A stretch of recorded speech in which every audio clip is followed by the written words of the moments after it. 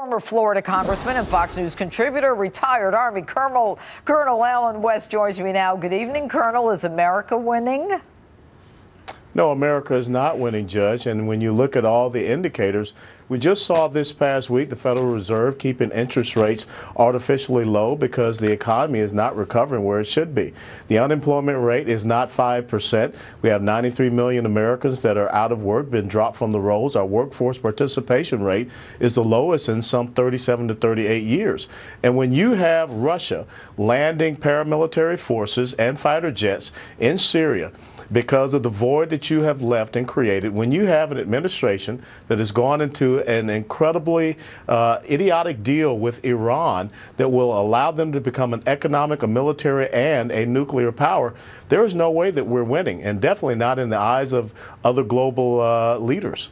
All right, Colonel, I want to talk about the nuclear deal and what has happened. The president signed a law in 2015 which required that this Iran deal contain information that must be delivered to Congress before Congress can vote on it.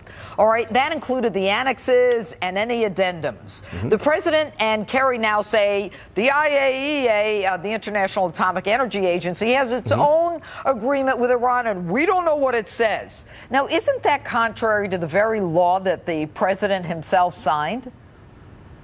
Well, when has President Obama ever adhered to any law that he has signed to include the rule of law of the United States Constitution?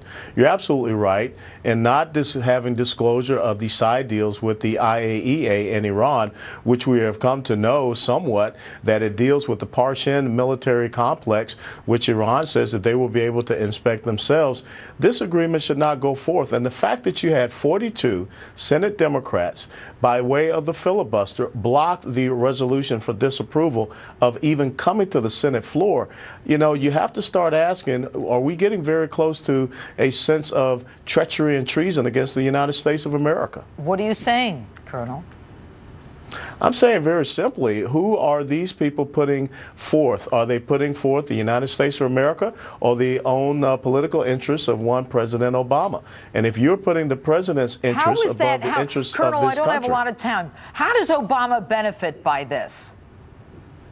I think the only thing he gets is an exhibit in his presidential library that says that he did something that no one else did. And I have to tell you, it's a very dumb thing that he is doing. Well, all right. Colonel Allen West, always good to have you on the show. Thanks so much. Pleasure.